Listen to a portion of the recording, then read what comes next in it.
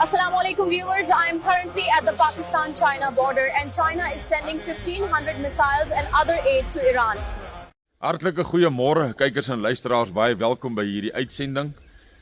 U het nou gesien hoe dat Iran wapens aan hom voorsien word vanaf China en ek gaan vir u vinnig ook 'n kort videoetjie speel van hoe dat die Verenigde Koninkryk, Engeland, die VSA, Europa dan ook met rasseskrede vir Israel weer herbewapen en ammunisie stuur en wapentuig en militêre toerusting.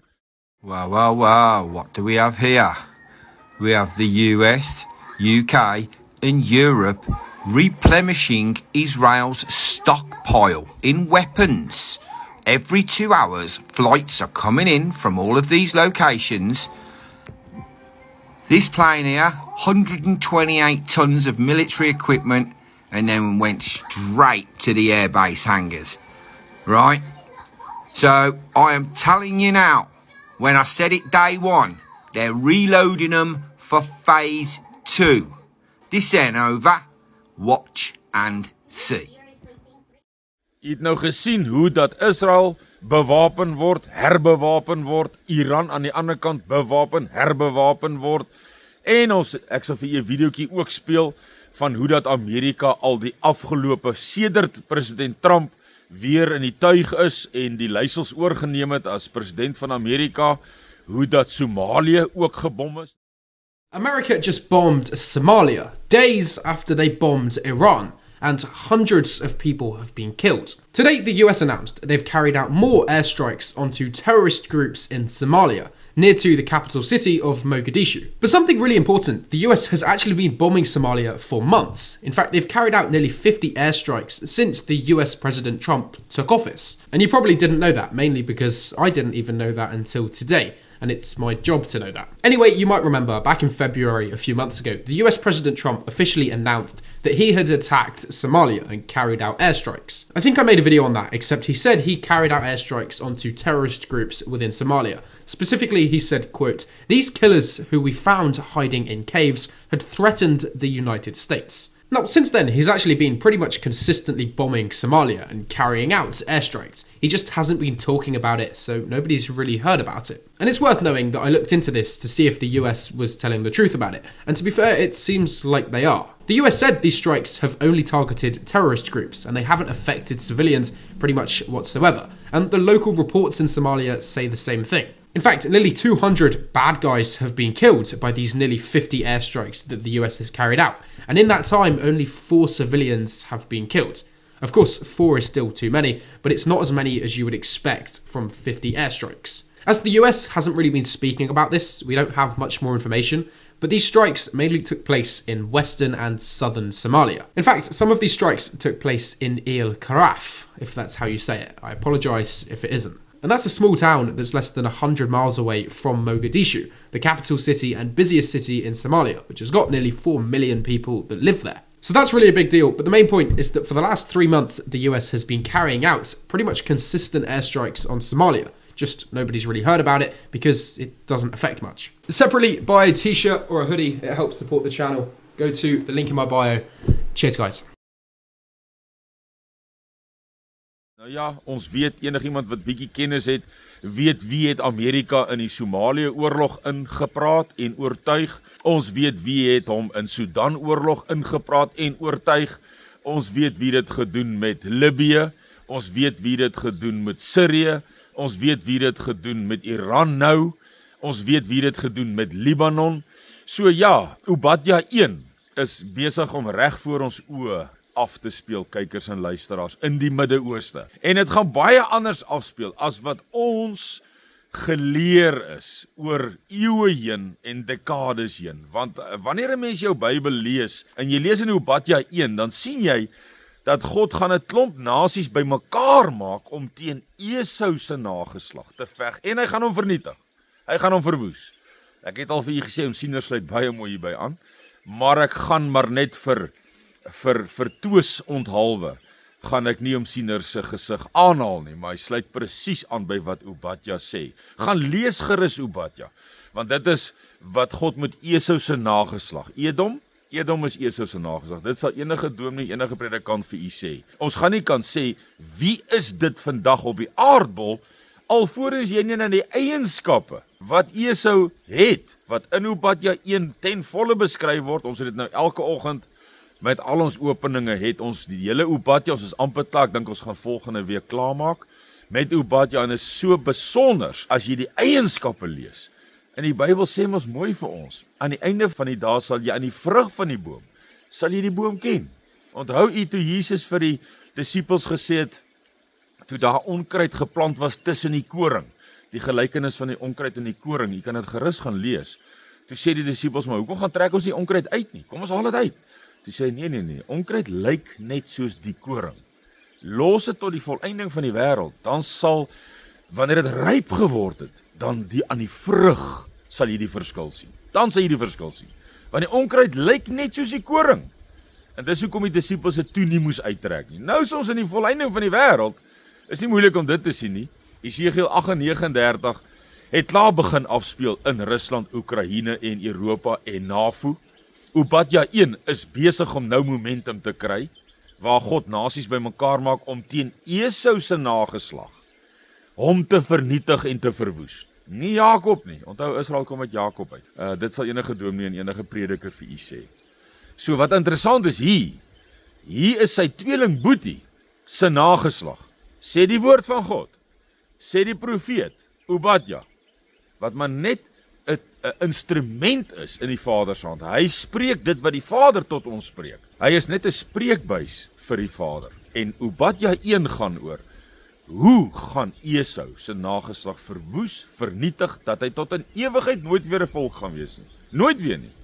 Gaan lees gerus, en dan lees veral ook die eienskappe van Esau. Gaan lees dit. Ek wil nie altyd alles sê nie, lees dit. Dan sal jy begin sien, en dit het klaar begin. So die Midde-Ooste is Obadja 1, los aan dit. Dis besig om te begin gebeur, en momentum te kry.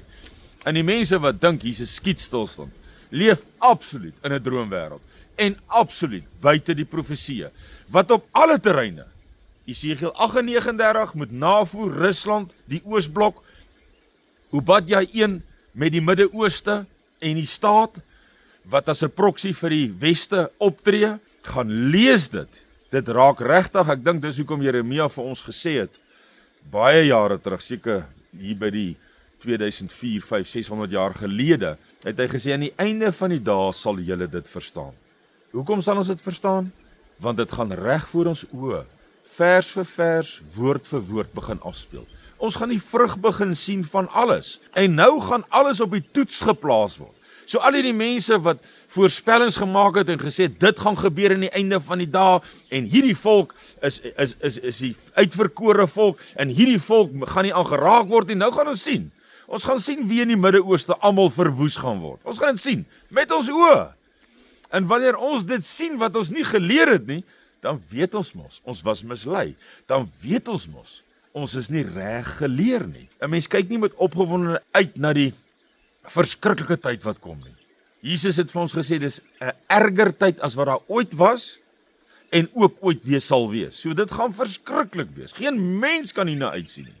Die woord sê dit ook vir ons. Jesus het gesê, moenie uitsien na daai dag. Maar ek dink wat 'n mens tog is dat die Vader die goddelose gaan kom besoek, en sy ware volk, die uitverkorenes soos hy hulle noem, sal hy dan kom by mekaar maak.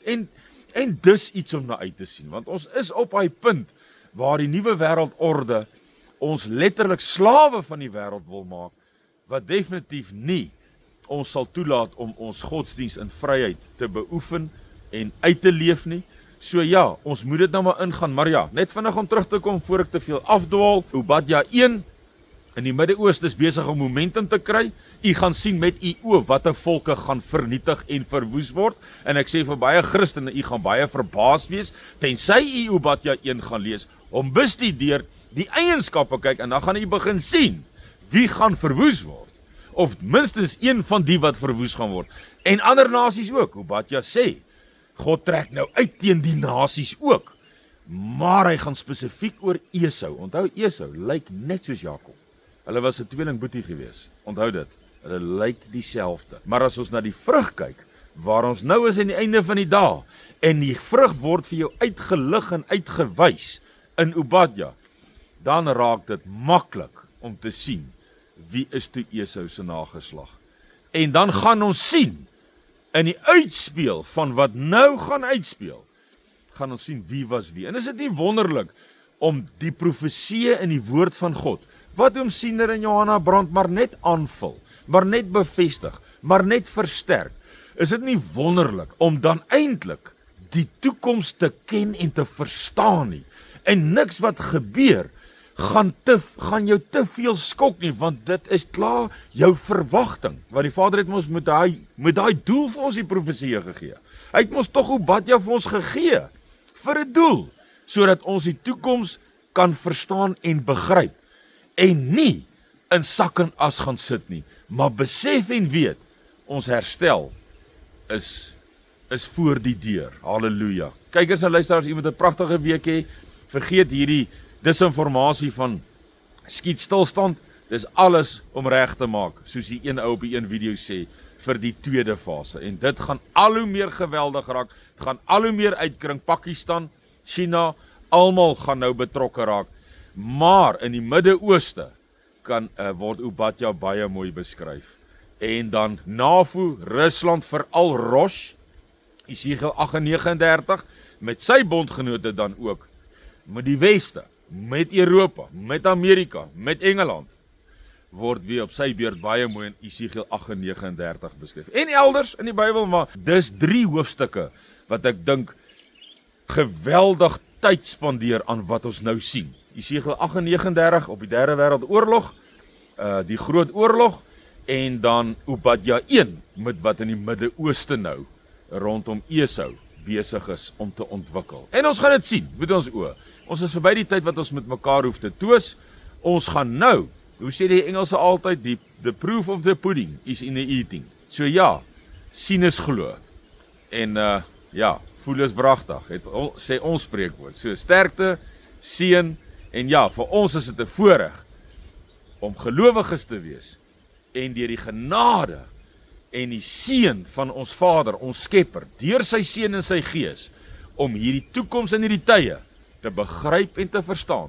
Nie paniekerig te raak nie, nie onseker te raak nie, nie verward te raak nie, maar standvastig te wees, koel en kalm te bly en te weet, ons hou ons oë gerig op ons Skepper, deur sy seën en sy gees.